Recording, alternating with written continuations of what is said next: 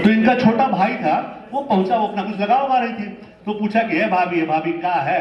कहीं ये ना ये परफ्यूम है। कहते हम दे दा।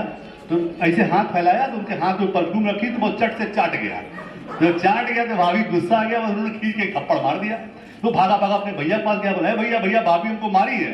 तो भैया गुस्से में आ गया कि आजे मार दी। बोले काहे मारी हो? बोले बताइए, इसको परफ्यूम दिया, चट से चाट गया। बोला अच्छा, एक थप्पड़ मारो साले को, ये नाइट रोटी के साथ खाते डायरेक्ट चाट के हमको तुरंत तलाक दे दी। हमको दूसरा तलाक कैसे हुआ? मतलब दूसरा तलाक कैसे हुआ कि कविता है कि मदहोश थे सितारे, मौसम था आशिकाना। वाह करिए। मदहोश थे सितारे, मौसम था आशिकाना, दुल्हा दुल्हन से लौटे होटल से खा के खाना, शादी नई थी रोमांस था पुराना, दुल्हा मचल रहा था सुनने को फिल्मी गाना, हंस कर तभी दुल्हन ने बोली सजन निभाना, हाथों में हाथ लेके, बड़े प्यार से हाथों में हाथ लेके छेड़ा गजब तराना के भैया मेरे राखी के बंधन को निभाना। हमने कहा उसके बाद हम तलाक क्या है? हमने इसके बाद क्या हाल है? बोला क्या हाल है? पी के टाइट रहते हैं सुबह शाम। हम कह रहे आप तो मर जाएंगे। बोला नहीं मरेंगे तो जिंदा हो जाएंगे।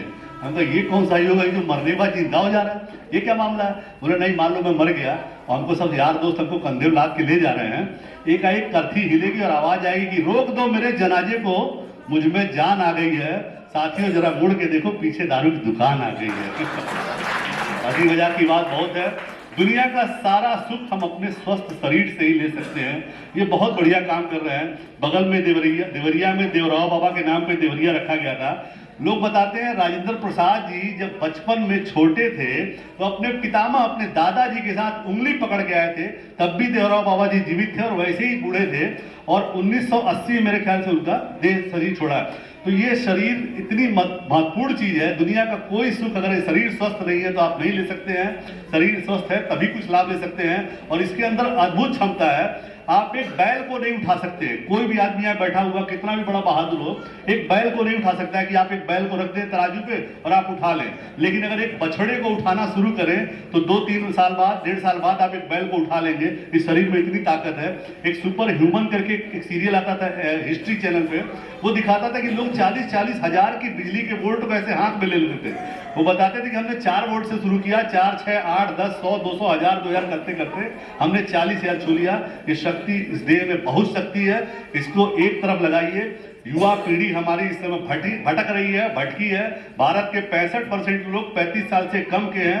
अगर भारत का युवा समझ जाएगा तो भारत 2047 में विकसित हो जाएगा। लेकिन सबसे ज्यादा भटकाव इस समय युवा डेटिंग, चैटिंग, सेटिंग और नशे में भटका हुआ है। हो सके इनसे दूर रहिए।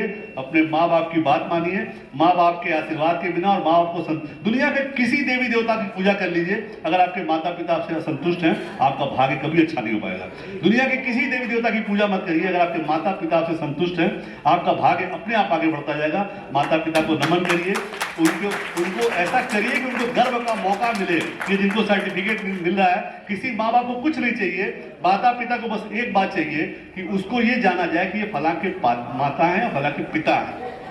माता पिता को ये एहसास कराइए। आप देखिए आप कहाँ जाएंगे।